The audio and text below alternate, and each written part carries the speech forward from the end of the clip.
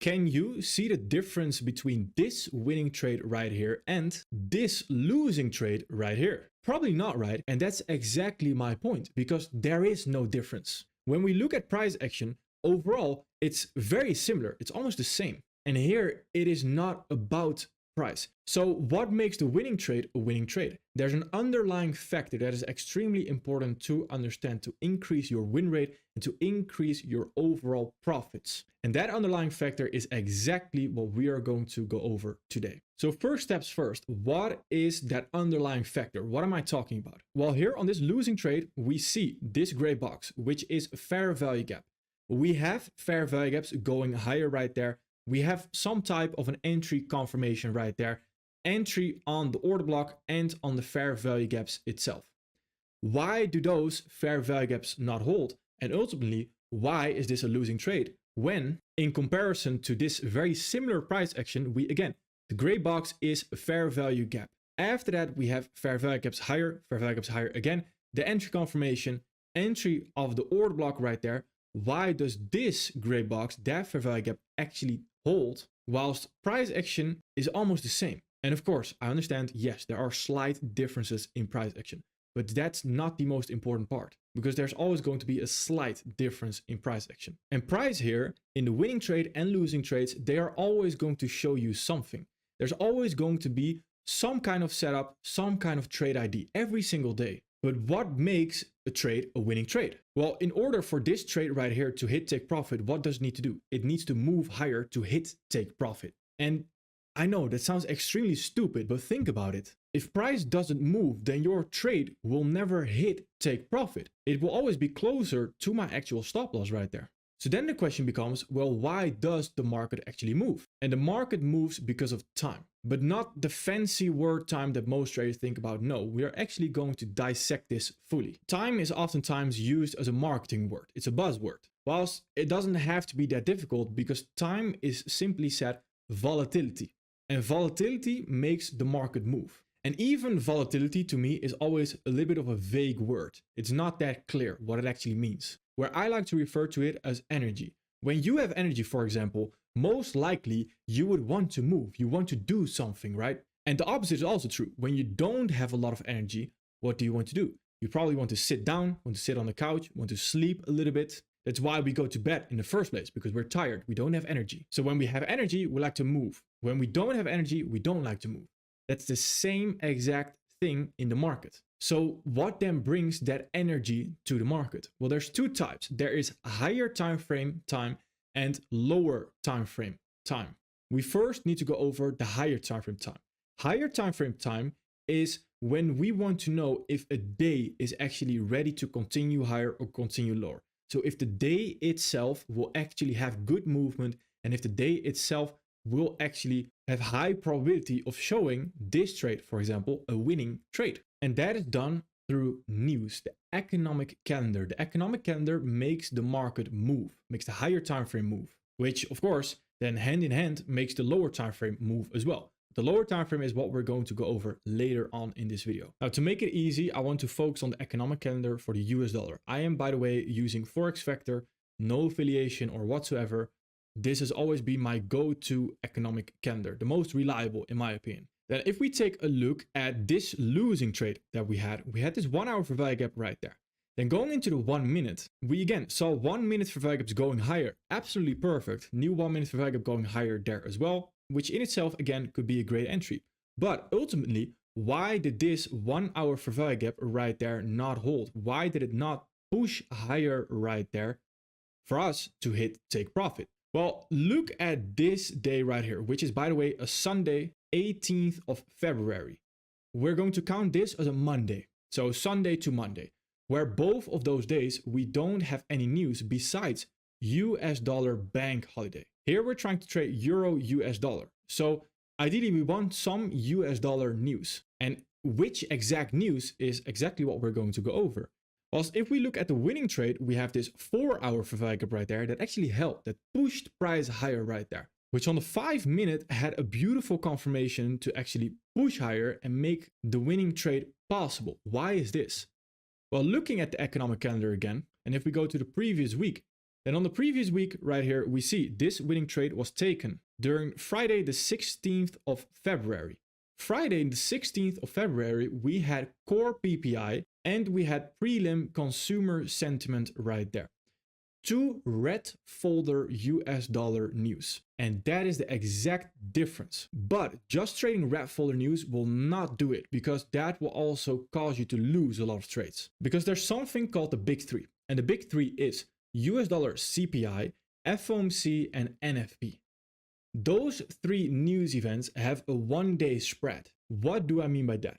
Well, here, for example, on this last week, we see CPI, core CPI for the US dollar. Whenever you have a big 3 news event, so again, CPI, FOMC, and NFP, you want to avoid the day before right there, because even though we have US dollar orange folder news, that means nothing. The chances of consolidating are increased right there. Why is that? Because the big 3 takes up so much volatility that ahead of that price action, we are more likely to consolidate, and then afterwards we will explode towards one side, or first take out one side to then move to the other side to avoid traders from being a part of that move, to then make the real move. This happens the day before CPI, and also we see 8:30, so the 8 hours and 30 minutes before CPI as well. After that news release, it is perfectly fine to trade. When it then comes into your PD rate, then shows your entry pattern, for example, like we see right here. On this EU trade, on that Friday, we see PPI. PPI right there was just the catalyst for this setup. Why? We were always expecting to move higher from this 4-hour FVG gap, which we even mentioned in the previous video live. Then before we even hit the 4-hour FVG gap, there is no reason to go into the lower time frame just yet to look for our entry confirmation. So once we hit that 4-hour FVG gap, then we can go into the 5-minute. And when we are in the 5-minute, then PPI right here, this huge candle, that 8:30 candle, is where the volatility again comes in. And that is simply said, where eventually the entry presents itself, because the time and the fair value gaps right there are in agreement. But then right here, we also have at 10 a.m. right there, we had that US dollar consumer sentiment that we saw. Is that tradable? Yes. Everything besides the big 3 can be traded before, during, and after. And the reason for that is, again, big 3, CPI, FOMC, and NFP are so extremely volatile that in live conditions, not demo conditions like your favorite guru might show you NFP profits, but actually live conditions, if that goes against you and it moves against you, it does not fill you at your stop loss. It fills you way below that, because in that small time period, there is no one trading. Brokers deactivate trading during that actual period. They are not obligated in any shape or form to fill your stop loss at that moment in time during those heavy news events. So if your stop loss gets hit, then it doesn't get hit and you get filled way below that. So for example, here, if we were to trade this during actual CPI and we enter on the exact moment CPI happens and were to come to our stop loss, if for example we took a short right there, then we would not get filled right there. Yes, if you're trading demo, absolutely. You might, but live conditions, you might get filled right there, losing double, triple, 4 times, 5 times the amount you actually risked.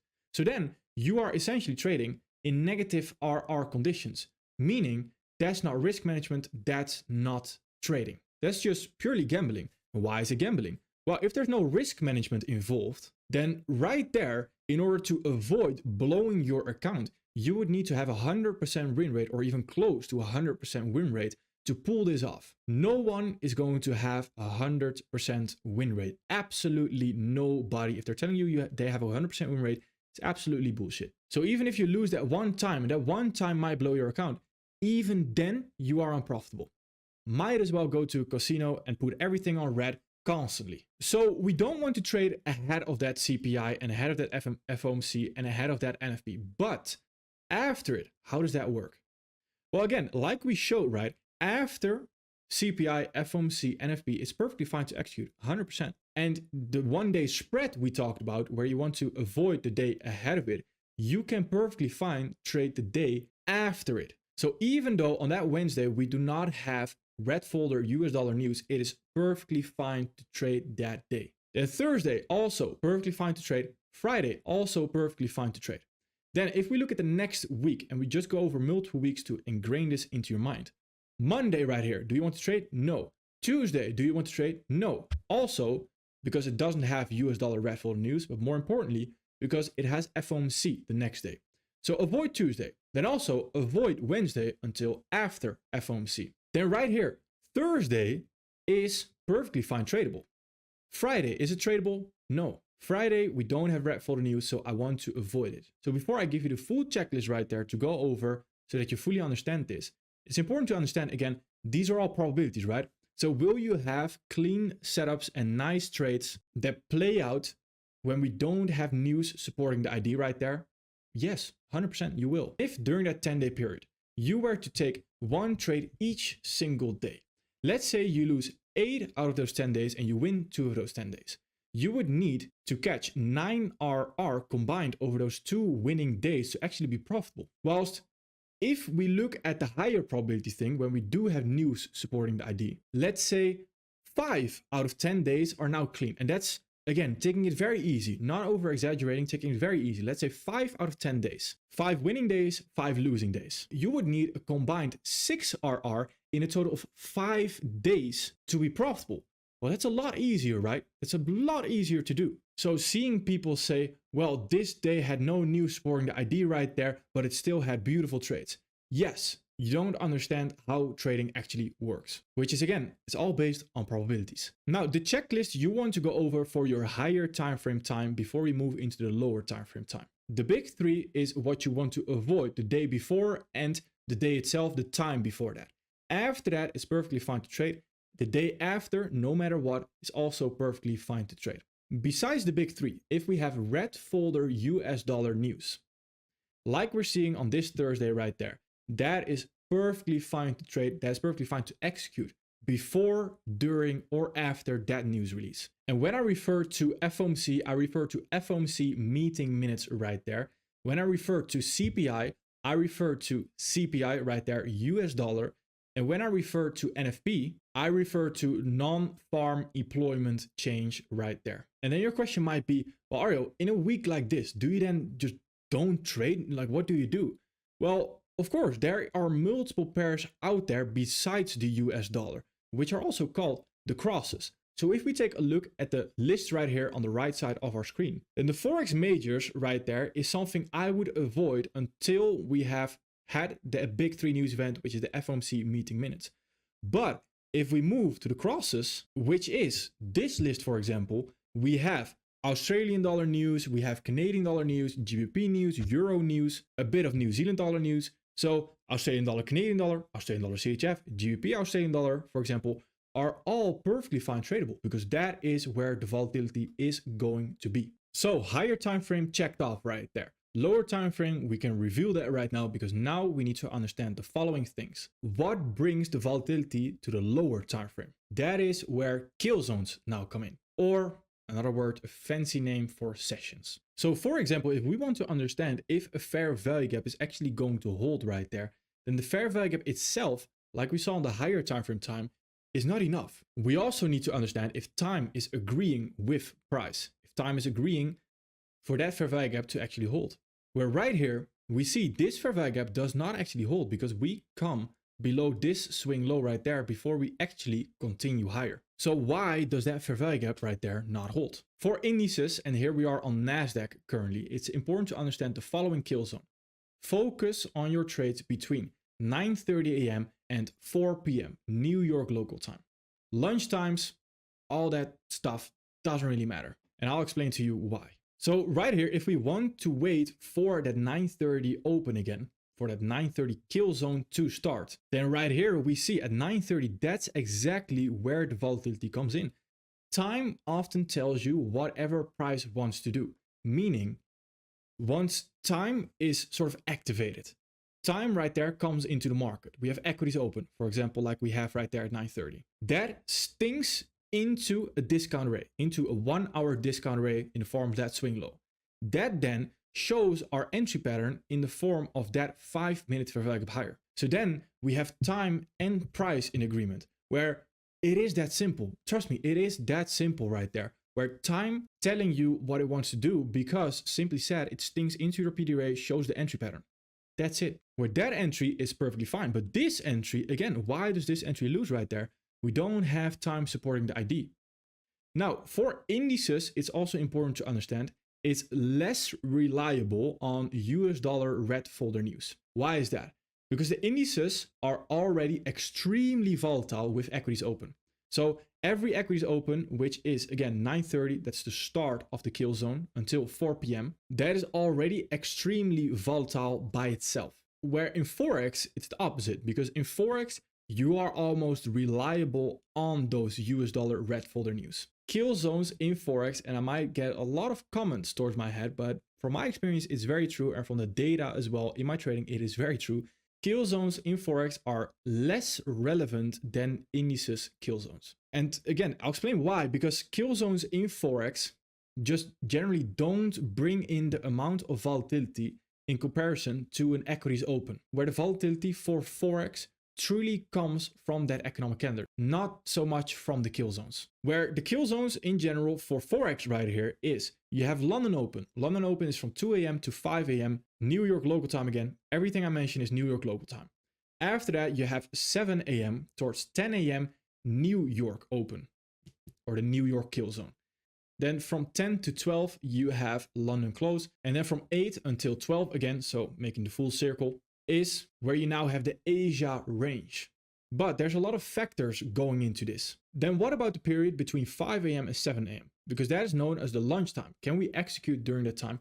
For your Forex pairs and for your Forex majors, so the one I have on the right there, it is perfectly fine to execute between 2 to 10 a.m. Because let's say price is moving higher right here. It is having a PD rate in the form of that fair value gap right there. And we have lunchtime, which is actually true at that moment of time. We have 6 a.m. right there and 6:05 until 7 a.m. But we can see this lunchtime is more volatile than whatever London Open was doing right there. Why is that? Well, that simply is because price there is ready to continue higher. And what do I mean with that? It's again showing the discount rate, showing the entry pattern. So it's willing to continue higher. If you are about to have lunch and you are in the middle of a project and you're about to finish it, I think 9 out of 10 humans, it's sort of this human nature that you want to finish the task first before you go to lunch. It's just a better feeling. That's the same in the market. Why would anyone go to lunch right there if it has a job to fulfill? Meaning moving from the discount rate towards the premium rate right there. And 2 until 10 a.m. in general is true. But what about the Asia range? The Asia range is not a range if it's an Asia pair. From 8 p.m. until 12 a.m., it's called the Asia range. And Asia range is where usually it is taught that it's a range. It's a consolidation. You want to avoid that price action right there. But again, that is also extremely general, because if we look at Australian dollar, US dollar, that's actually very active during the Asia range. So during Asia, it's perfectly fine to execute on Australian dollar, US dollar. The same goes for New Zealand dollar, US dollar. The same goes for US dollar, JPY. What do they have in general? Asia pairs, JPY, New Zealand dollar, and Australian dollar. For those pairs, it's perfectly fine to execute during Asia as well. So why does this gray box right there hold? Why has this fair value gap right there held as well? Pushing price higher. Why are these fair value gaps and every fair value gap that we see after right there not hold, as in has not created a new fair value gap off of that and has not been respected? Time. It's not because of price itself, it is because of time. So if you've watched the previous episodes of Market Mastery, everything I told you right there and every concept we have gone over is all invalid for me if time is not supporting the ID. Price is always going to show you something. Time is the differentiator. Now, if you are interested in a shortcut and you are willing to learn how to be able to call this price action live like we have been consistently doing, then again, the spring enrollment, the 1st of March, is opening up for the masterclass. Limited spots available, not everyone will be able to get in. You can apply and after that you will also still have a chance to get in. So please, if you are interested in that, pay close attention to my social media when 1st of March is approaching as well. And if you don't believe my word, then again, you can go to ario.io where you will see other people say the exact same thing. Where again, the results are also speaking for itself. All right, perfect. Thank you.